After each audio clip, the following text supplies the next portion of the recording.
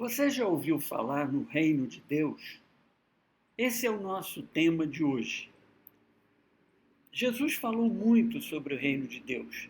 Esse foi um dos assuntos preferidos dele. A Bíblia está cheia de citações de Jesus sobre o reino de Deus, como por exemplo em Lucas 4:43. E por que será que ele usou essa expressão, reino de Deus? O que será que ele quis dizer com isso? Antes de tudo, a gente precisa lembrar que Jesus viveu numa época em que as sociedades eram dirigidas por reis ou rainhas, mais comumente reis, mas havia também algumas rainhas.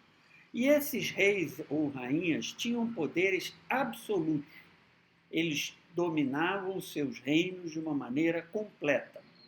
Então, Jesus, quando estava se referindo ao reino de Deus, ele estava pensando num modelo que as pessoas conheciam bem, o modelo de um reino, com seu rei ou a sua rainha. E um reino tinha 5 características. Primeiro, um rei ou uma rainha como chefe do Estado, como o poder, como centro do poder. Depois, tinha o território do reino. O reino estava limitado a um certo território. E, aliás, os reis viviam brigando entre si para aumentar seus próprios territórios, diminuindo o território de reinos rivais. A terceira característica era a população.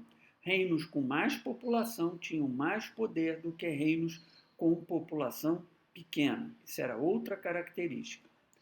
A quarta característica de um reino eram as leis. Por exemplo, quando um rei que estava no poder morria, quem subia no trono? O filho mais velho. Como se sabia disso? Porque havia uma lei, havia algo estabelecido. Essa lei podia ser baseada em tradição e costume, podia ser uma lei que foi escrita, estabelecida, não importa.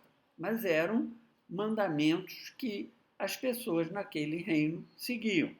Então, haviam leis que o próprio rei baixava, haviam leis que vinham da tradição e dos costumes e assim por diante. Mas todo o reino tinha as suas leis. E, finalmente, todo o reino tinha um aparato público, um conjunto de organizações, recursos que permitiam dar estabilidade ao poder.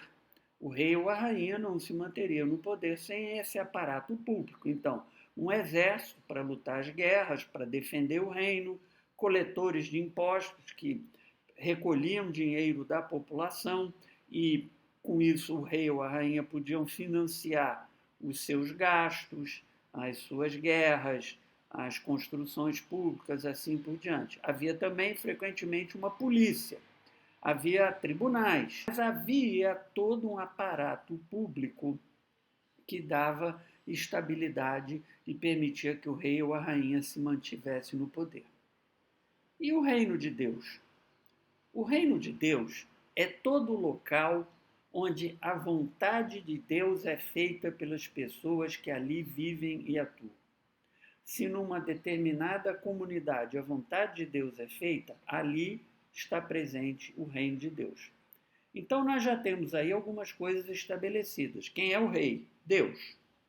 Quem é a população? As pessoas que fazem a vontade de Deus. E qual é o território? É o local onde essas pessoas que fazem a vontade de Deus atuam. E não importa se essas pessoas têm esta ou aquela etnia, qual é a sua cor da pele, qual é a sua idade, qual é o seu sexo, qual é a sua cultura, a sua língua. O reino de Deus se faz presente em todos os locais. Não há qualquer limitação para ser participante do reino de Deus. Basta fazer a vontade de Deus. Por isso que a gente tem, por exemplo, o cristianismo como uma religião que está presente praticamente no mundo todo, com mais de 2,5 bilhões de seguidores, de diferentes etnias, culturas, línguas, etc. Por quê? Porque não há nenhuma limitação. Mas faltam ainda 2 coisas para categorizar o reino de Deus. O reino tinha 5 coisas. Falta definir as leis. Quais são as leis do reino de Deus? São aquelas que Deus nos deu e estão registradas na Bíblia, os mandamentos. Essa é a sua vontade expressa, é isso que ele quer que a gente faça. Então, fazer a vontade de Deus é obedecer às suas leis, os seus mandamentos. E, finalmente, você poderia perguntar, mas e o aparato? Todo o reino tinha um aparato para sustentar o poder. No caso do reino de Deus, o aparato que sustenta o poder, a presença de Deus entre nós, é o Espírito Santo, cuja função é atuar junto a cada ser humano, visando levá-lo a Deus, visando fazer com que essa pessoa aceite fazer a vontade de Deus. E também para orientar essa pessoa, para incentivar essa pessoa, para divertir essa pessoa e assim por diante. Consolar também nos momentos de tristeza, ajudar e assim por diante. E também fazem parte desse aparato que sustenta o reino de Deus as comunidades cristãs, que a gente costuma apelidar de igrejas. As comunidades cristãs permitem que as pessoas se apoiem mutuamente, se incentivem, se orientem, se esclareçam. Enfim, é muito mais fácil viver em comunidade e o reino de Deus tem no seu aparato que lhe dá estabilidade às comunidades, como também os sacerdotes, pastores, padres e assim por diante. Aquelas pessoas que dedicam a sua vida a pregar e defender o reino de Deus. O reino de Deus é estabelecido em cima dessas estruturas, dessas organizações, começando com o Espírito Santo, que é o cabeça de tudo, e continuando pelas comunidades e as pessoas que as lideram. Mas você poderia me perguntar qual é a importância do reino de Deus? Por que será que Jesus falou tanto nisso nas suas pregações, no seu ministério? Eu vou pegar aqui 3 passagens da Bíblia que tratam do reino de Deus. A primeira se deve a Paulo, está em 1 Coríntios 4:20. Porque o reino de Deus consiste não em palavra, mas em poder. A presença do Espírito Santo entre nós tem poder, nós sabemos disso. Então, o reino de Deus tem poder. E agora, 2 citações de Jesus sobre o reino de Deus. A primeira em Lucas 13, 20 e 21, onde Jesus fala: a que compararei o reino de Deus? Ele estava tentando explicar o que era o reino de Deus para as pessoas que isso era um conceito novo. Então ele disse: a que compararei o reino de Deus? Ele disse: o reino de Deus é semelhante ao fermento que uma mulher escondeu em 3 medidas de farinha, até tudo ficar levedado ou fermentado. Um pouquinho de fermento numa grande quantidade de farinha muda, leveda, faz com que a farinha adquira uma outra característica. E em Lucas 16:16, Jesus disse: a lei e os profetas vigoraram até João. Esse João aí é João Batista, aquele que batizou a Jesus. A lei e os profetas vigoraram até João. Desde esse tempo vem sendo anunciado o evangelho quer dizer boas novas, vem sendo anunciado as boas novas do reino de Deus. E todo homem deve se esforçar por entrar nele. O que é que esses textos estão nos ensinando? Primeiro, o reino de Deus, que é todo local, toda comunidade, toda situação onde a vontade de Deus é feita, tem poder para transformar vidas.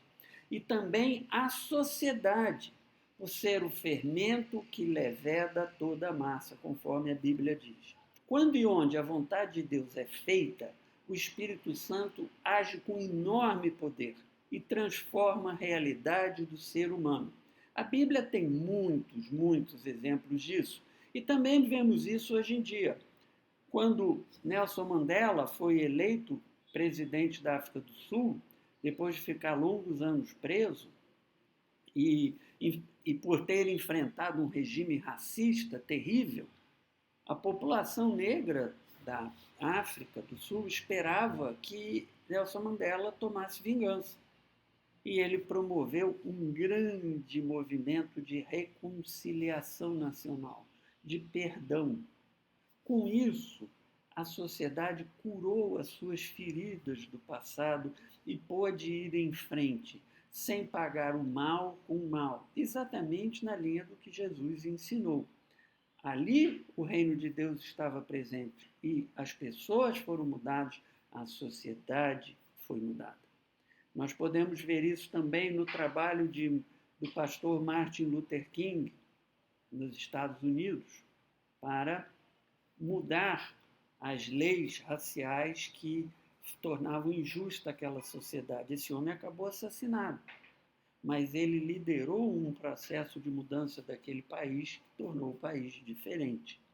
Na Bíblia, nós temos os apóstolos que saíram pelo mundo levando o evangelho e mudando as comunidades, mudando as famílias, mudando as cidades, mudando as regiões que passaram a agir e atuar de outra forma. Temos também Jonas, que foi até Nínive pregar o reino de Deus, pregar o arrependimento. E a população se arrependeu.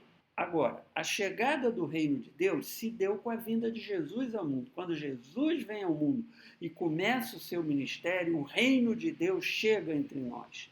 Isso é o que a Bíblia fala. E esse evento modificou a forma como os seres humanos se relacionam com Deus. Antes, o povo de Israel se relacionava com Deus seguindo as leis que Deus tinha dado a Moisés e usando o depoimento, o aconselhamento, a direção dos profetas e dos sacerdotes. A partir da vinda de Deus, a partir de Jesus, que sabemos que ele é o Filho de Deus, a partir da pregação dele, as pessoas passaram a se relacionar com Deus diretamente, através da mediação de Jesus Cristo, da mediação do Espírito Santo. E isso mudou todo. Isso mudou a forma de como a relação com Deus se dá. Por isso, tudo, o reino de Deus é fundamental. Ele deve ser louvado, ele deve ser estabelecido. A gente precisa lutar por ele. E foi por isso que Jesus falou tanto no reino de Deus. Por isso que Jesus falou da importância do reino. Agora, um comentário final. O reino de Deus é caracterizado por uma certa dissonância, que eu poderia chamar em já, mas ainda não. Já, porque ele já está implantado firmemente entre nós, desde a vinda de Jesus. Há milhões e milhões de pessoas que seguem a vontade de Deus no mundo hoje. Então, onde essas pessoas estão e atuam, o reino de Deus já está implantado. Então, o já é uma verdade, ele já existe, ele já chegou, ele está presente, mas nós sabemos que o reino de Deus só vai chegar à sua plenitude, só vai chegar para todas as pessoas, somente dominará completamente o mundo depois da volta de Jesus no final dos tempos. Por isso existe o ainda não.